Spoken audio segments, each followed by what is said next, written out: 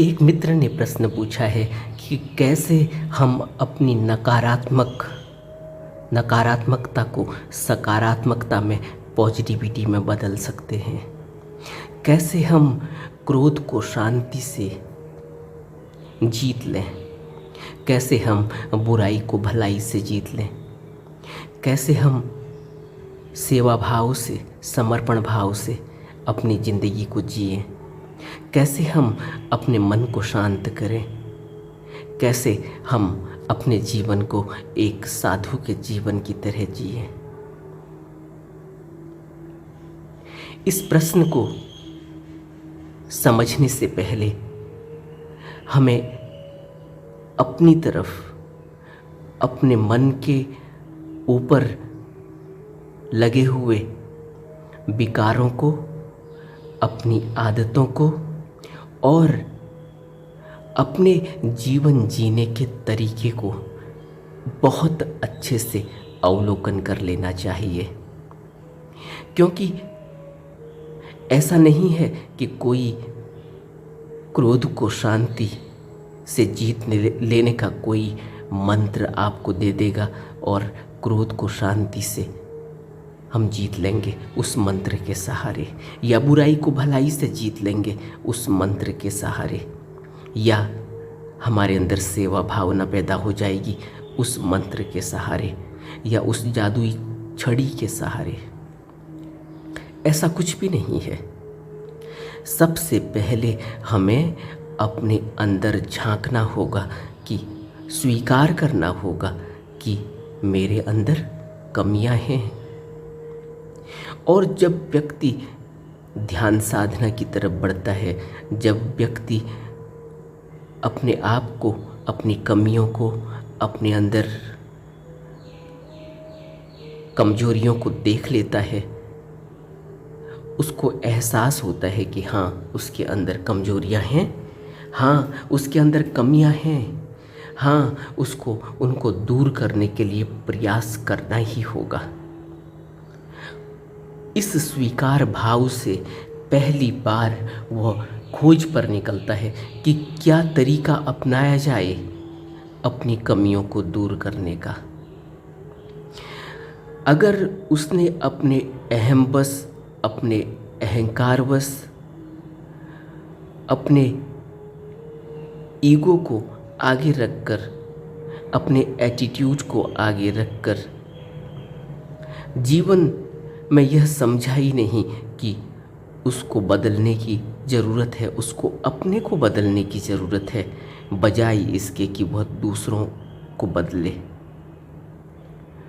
तब वह खोज करता है, तब वह ध्यान साधना की खोज करता है, तब वह किसी गुरु की खोज करता है, तब वह आध्यात्म की खोज करता है, तब वह विपश्यना ध्यान साधना के केंद्र की तरफ बढ़ता है, तब वह अपना रजिस्ट्रेशन कराता है। और जब वह विपश्यना करने के लिए, ध्यान करने के लिए अपने घर से कदम बढ़ाता है विपश्यना केंद्र की तरफ, तो पहली बार उसके अंदर एक क्रांति उसके जीवन में घटित होती है। जैसे ही वह ध्यान साधना के उस पड़ाव पर पहुंचता है जहां उसको पहली बार एहसास होता है कि एक साधु का जीवन, एक उस व्यक्ति का जीवन जो अपने को बदलने की शुरुआत कर रहा है, वह जीवन कैसा है, तब उसे पहली बार ऐसा महसूस होता है कि उसकी आँखों में लगा हुआ पर्दा अब हटा। उसकी आँखों में अब तक पर्दा था, वह सोचता था कि इस संसार में कुछ भोग लेने जैसा है।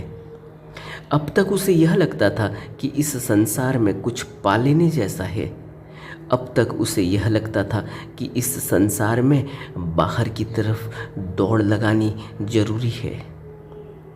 लेकिन आज उसका वह पर्दा गिरता है, उसकी आँखों से वह धूल छटती है, उसकी आँखों से वह धुंधलापन हटता है और पहली बार उसको एक रोशनी दिखाई देती है जब वह अपनी तरफ देखता है, अपनी सांसों को देखता है। जब वो शुरुआत करता है आनापान स्मृति योग से, तो पहली बार उसको अपनी आती जाती सांस को अवलोकन करने का, उसको देखने का, उसको समझने का मौका मिलता है। और तब उसे अपने ऊपर ही हंसी आती है कि आज तक उसने कभी इस बात पर ध्यान ही नहीं दिया कि आती जाती सांस का कितना बड़ा रहस्य जो उसके अंदर ही था, जो खजाना उसके अंदर ही था, उस खजाने को वो बाहर टटोल रहा था दुनिया संसार में। कहीं मंदिर जाता, कहीं मस्जिद जाता, कहीं गुरुद्वारे जाता, कहीं गिरजा जाता, कहीं व्रत पूजा पाठ और न जाने कितनी तरकीबें, न जाने कहाँ कहाँ तीर्थ स्थलों में भ्रमण करता था। लेकिन आज तक उसे कभी भी अपने को देखने का मौका ही नहीं मिला। बाहर उसने संसार में सब कुछ खोजा, लेकिन उसने कभी अपनी आती जाती सांस को भी नहीं देखा, ध्यान से नहीं देखा। सांस कितनी हल्की चल रही है, कितनी तेज चल रही है, सांस कहाँ जाके रुकती है और कहाँ जाके ठहरती है और फिर निकलती है, आज तक उसे कभी एहसास ही नहीं हुआ। और जब पहली बार एहसास हुआ तो उसकी आंखों से वह अंधकार का पर्दा गिर जाता है। और जब वो 10 दिन की साधना के बाद लौटता है तो पहली बार उसको यह भी एहसास होता है कि सत्य के अंदर कितनी बड़ी ताकत है और क्रोध कितना बड़ा दुश्मन है, और बैर कभी बैर से शांत नहीं होता, अबैर से ही शांत होता है। यही सनातन नियम है। यह उसे एहसास होता है। तब उसे पता चलता है कि दान की क्या महत्ता है। तब उसे पता चलता है कि मैत्री भावना कितनी बड़ी भावना है, मैत्री से बढ़कर कुछ भी नहीं। तब उसे एहसास होता है कि करुणा और दया इस संसार में हर प्राणी के प्रति कितनी आवश्यक है। यह सब 10 दिन के शिविर में वह सीख कर आता है, करके आता है। और जब वह इन 10 दिन के शिविर में इन सब बातों को सीखता है, समझता है, तो पहली बार उसको एहसास होता है कि जीवन कितना विराट है और यह मनुष्य जन्म कितना अनमोल है और इसको वह किस तरह से अब तक बर्बाद कर रहा था। और जीवन कितना विराट है, इसमें यह कितना असीम है, यह अस्तित्व कितना बृहत है, किस तरह से इस पूरी सृष्टि में एक ऊर्जा लगातार चल रही है और सभी को एक सूत्र में पिरोए हुए हैं। सभी प्राणी उस ऊर्जा से जुड़े हुए हैं, सभी एक दूसरे के सहयोग से ही इस सृष्टि में चल रहे हैं, सभी अपना जीवन यापन एक दूसरे के सहारे से कर रहे हैं। तब पहली बार एहसास होता है कि आत्मभाव के लिए कोई जगह नहीं आदमी के अंदर, लेकिन आदमी का अंधापन यह है कि वह आत्मभाव से ही इस संसार में विचरता है और आत्मभाव से ही इस भवलोक में उलझ जाता है और फिर बाहर नहीं निकल पाता। तब उसे एहसास होता है कि आदमी घृणा से कभी मुक्त इसीलिए नहीं हो पाता क्योंकि वह आत्मभाव की दृष्टि से एक प्राणी और दूसरे प्राणी को देखता है। आत्मभाव की दृष्टि से ही उसके अंदर ईर्ष्या पैदा होती है, आत्मभाव की दृष्टि से ही उसके अंदर घृणा पैदा होती है और आत्मभाव की दृष्टि से ही उसे बुद्ध के वह वचन सुनाई नहीं पड़ते जब बुद्ध कहते हैं कि सत्पुरुष श्वेत बर्फ से ढके हुए पर्वतों के समान दूर से ही चमकते हैं और असत्पुरुष अंधेरे में फेंके तीर के समान किसी को दिखाई ही नहीं देते। तब उसे पहली बार एहसास होता है कि बुद्धों के दर्शन की कितनी महत्ता है। तब उसे पहली बार एहसास होता है कि बुद्ध की संगति, बुद्ध की शरण की कितनी ज़रूरत है। तब उसे पहली बार एहसास होता है कि बुद्ध के उपदेशों को अपने जीवन में उतारने से जीवन में कितनी बड़ी क्रांति घटित होती है। मुक्ति पथ और शाश्वत सत्य की तरफ रास्ता खुलता है, उस रास्ते पर वो चलता है। तब उसे अपने जीवन में अब तक का जिया गया जीवन बिल्कुल ही बेहोशी और बिल्कुल ही प्रमाद से भरा हुआ जीवन नजर आता है। तब पहली बार उसके अंदर अप्रमाद घर करता है। तब उसे पता चलता है कि जीवन में कितनी आवश्यकता है होश की, कितनी आवश्यकता है अवेयरनेस की, माइंडफुलनेस की। और अवेयरनेस और माइंडफुलनेस आती है ध्यान साधना से। और यह ध्यान साधना वो 10 दिन में शिविर में जाकर सीखता है। विपश्यना में इन 10 दिनों के शिविर में जब वह मैत्री भावना तक पहुंचता है अपने अंतिम दिन 10वें दिन, तब उसे पता चलता है कि जीवन में मैत्री कितनी अनिवार्य है। इसीलिए बुद्ध कहते हैं कि क्रोध को क्रोध से नहीं निपटा जा सकता, क्रोध को क्रोध से ख़त्म नहीं किया जा सकता। क्रोध के लिए शांति चाहिए, लेकिन क्रोध के लिए शांति लाएंगे कहाँ से? बाहर ही बाहर हम शांति की बात करते हो भला, लेकिन अगर हमारे जीवन में ध्यान साधना के लिए कोई जगह नहीं, अगर हमारे जीवन में शील के नियमों का पालन नहीं, अगर हमारे जीवन में कोई भी एक रूपता नहीं, कोई भी सुसंगति नहीं, अगर हमारे जीवन में कोई भी नियम नहीं, कोई भी विनय नहीं, अगर हमारे जीवन में कोई डिसिप्लिन नहीं, तो फिर हम शांति को अपने जीवन में उतारेंगे कैसे? क्योंकि क्रोध तो कभी भी आ जाएगा। हम बाहर से शांति की बातें करते हों भला, हम बाहर से शांति को ओढ़ लेते हों भला, लेकिन जैसे ही कोई व्यक्ति हमारी भावना को ठेस पहुंचाता है, जब कोई व्यक्ति हमारे मुताबिक कोई भी कार्य नहीं करता, तो पता भी नहीं चलता कि कब शांति जो उड़ी गई थी बाहर से वह हवा में उड़ गई, और क्रोध रूपी उस हवा ने किस तरह से अंदर जख्म कर दिया और किस तरह से वह क्रोध फूट कर निकला है। और अब वह क्रोध और भी विस्फोटक तरीके से बाहर निकलता है क्योंकि दबाया गया है। इसलिए कभी भी यह नहीं सोचना चाहिए कि क्रोध को हम शांति से जीत लेंगे सिर्फ उपदेश को सुनकर। उपदेशों को सुनकर क्रोध को शांति से नहीं जीता जा सकता, बल्कि बहुत गहरी साधना चाहिए। साधना से ज़रूर हम शांति को प्राप्त करेंगे, और क्रोध जब आएगा तो उसको पकड़ लेंगे।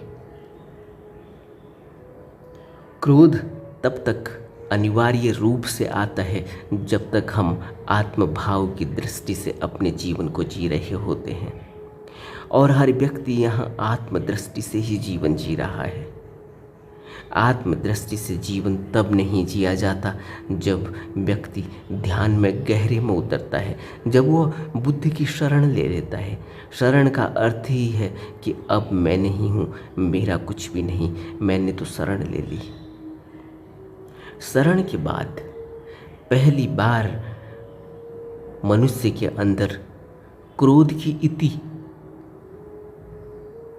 होती है, क्योंकि अब उसका कुछ भी नहीं। इसीलिए बुद्ध ने सबसे पहले बुद्धम शरणम गच्छामि को महत्व दिया। जैसे ही शरण दी वैसे ही क्रोध चला गया, क्योंकि अब मेरी कोई मनमानी नहीं, अब मैं किसी से अपनी बात मनवा नहीं सकता, अब मैं किसी से कोई एक्सपेक्ट करता नहीं, मेरी किसी से कोई अपेक्षा नहीं।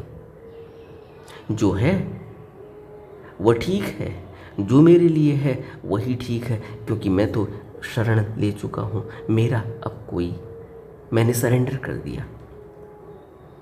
और जिस भी व्यक्ति ने अपने जीवन को बुद्ध के आगे समर्पित कर दिया, सरेंडर कर दिया, उसको सब कुछ मिल जाता है। लेकिन सब कुछ मिलने के लिए समर्पण पूरा चाहिए, आधा अधूरा समर्पण नहीं कि मैं क्रोध को शांति से जीतना चाहता हूँ, मैं बुराई को भलाई से जीतना चाहता हूँ, मैं मैत्री भावना से लड़ाई झगड़ा कलह कलेश को जीतना चाहता हूँ। जीतेंगे कैसे? अंदर तारतम्य, सतत तारतम्य सहजता का बना रहना चाहिए। और सहजता आती है ध्यान से, सहजता ऐसी आती भी नहीं। और जितना व्यक्ति सहज होता चला जाएगा, उसी अनुपात में उसके अंदर क्रोध विदा हो जाएगा, उसी अनुपात में उसके अंदर द्वेष विदा हो जाएगा, उसी अनुपात में उसके अंदर बैर विदा हो जाएगा, उसी अनुपात में उसके अंदर ईर्ष्या, नफरत और सभी बुराइयां विदा होने लगेंगी।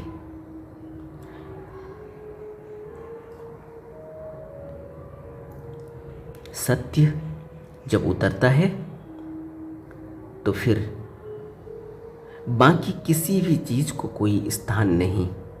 सत्य के आगे सभी प्रकार की मैल दूर हो जाती है। बिना मैल के दूर हुए सत्य उतरता ही नहीं। और सत्य का प्रकाश इतना है कि वहाँ कोई भी अज्ञान रूपी अंधेरा टिक नहीं सकता।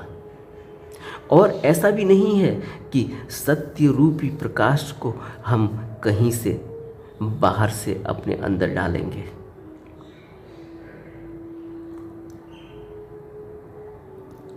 सत्य हमारे अंदर है। सत्य रूपी प्रकाश को अंदर जगाना होता है, सत्य रूपी प्रकाश को अंदर प्रकाशित करना होता है ध्यान के जरिए। इसीलिए सभी दवाइयों में एक महादवाई है, वह है ध्यान, जो सभी दवाइयों से बढ़कर है, जिसमें सभी रोगों का इलाज हो जाता है, वह है ध्यान। और ध्यान साधना के लिए हमें अपने आप को वक्त देना होगा। ध्यान साधना के लिए हमें अपने आप को देखना होगा, अपना अवलोकन करना होगा। ध्यान साधना के लिए हमें अपनी बुराइयों को, अपनी अच्छाइयों को बहुत गहरे में मनन करना होगा कि मैं कहाँ कमज़ोर हूँ और कहाँ मुझे कमज़ोरी को दूर करने की ज़रूरत है। इसीलिए बुद्ध कहते हैं कि कुछ भी जोर ज़बरदस्ती से नहीं होने वाला, कि जोर ज़बरदस्ती से हम बैर को शांत कर लेंगे शांति से, या क्रोध को शांति से दूर कर लेंगे। कहाँ से शांति आएगी? और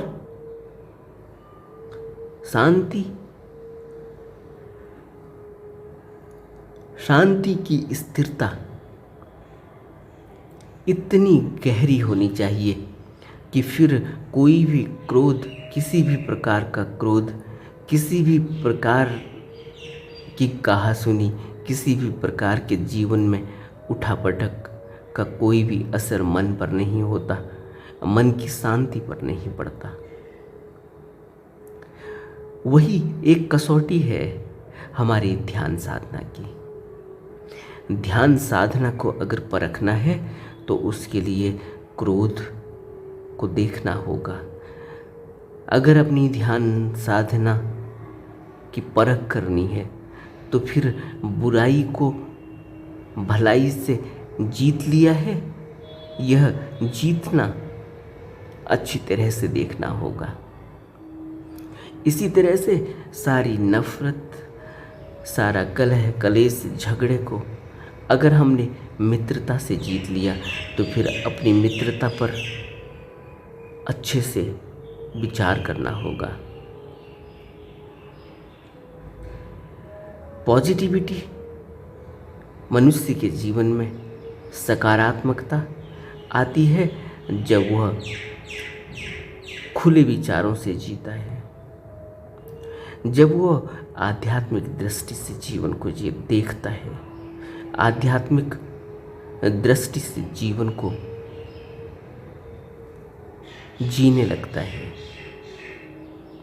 आध्यात्मिक दृष्टि से जिया गया जीवन सांसारिक दृष्टि से जिए गए जीवन से बिल्कुल ही भिन्न है। आध्यात्मिक दृष्टि से जिया गया जीवन स्वार्थ के लिए नहीं होता, और जो जीवन आत्मभाव से जिया गया है, स्वार्थ भाव से जिया गया है, उस जीवन में कभी भी कोई परमानेंट फूल नहीं खिलते, टेम्परेरी खिलते हैं, जो आज खिले थोड़ी ही देर में मुरझा गए।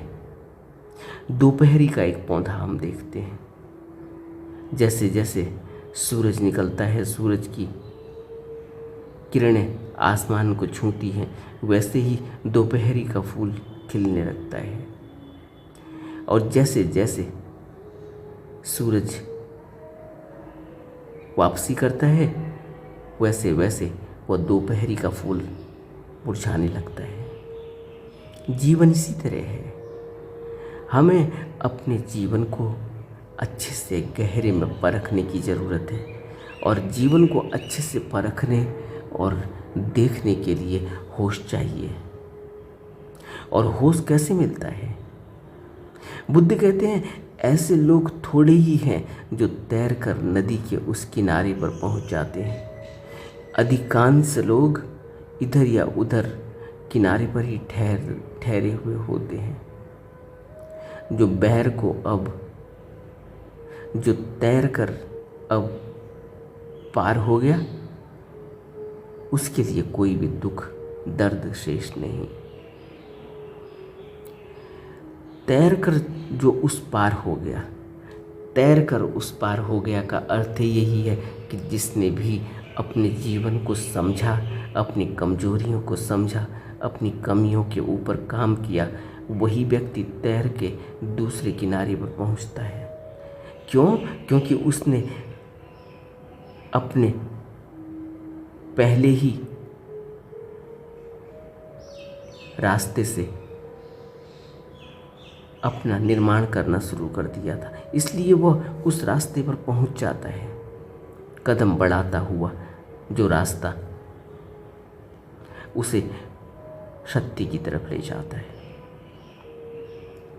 जो रास्ता उसे दान की तरफ ले जाता है, जो रास्ता उसे विनय की तरफ ले जाता है, जो रास्ता उसे आर्य अष्टांगिक मार्ग की ओर ले जाता है। और आर्य अष्टांगिक मार्ग की तरफ ले जाने वाला रास्ता ही सर्वश्रेष्ठ है। इसलिए नहीं कि वहाँ आर्य अष्टांगिक मार्ग की कोई सरल विधियां हैं, बल्कि इसलिए कि आर्य अष्टांगिक मार्ग बुद्धि को निर्मल बनाने का एक प्लेटफॉर्म है। इसी रास्ते पर चलना चाहिए, बुद्ध कहते हैं। शेष सभी कुछ पापी मार्ग का प्रलोभन है। यदि इस बात को याद रखें तो दुख का अंत कर सकेंगे, बुद्ध कहते हैं। इस मार्ग का मैंने उस समय उपदेश दिया था जब मैं चमड़ी में से कांटा निकालने की बात समझ गया था। यह बुद्ध के उपदेश अनूठे हैं।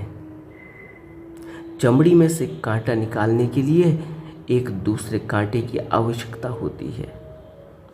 यानी अगर कोई व्यक्ति परेशानी में है, उसे जीवन जीने में कठिनाई है, उसके पास कोई सहारा नहीं, तो उस व्यक्ति को सहारा देना हमारा उत्तरदायित्व है।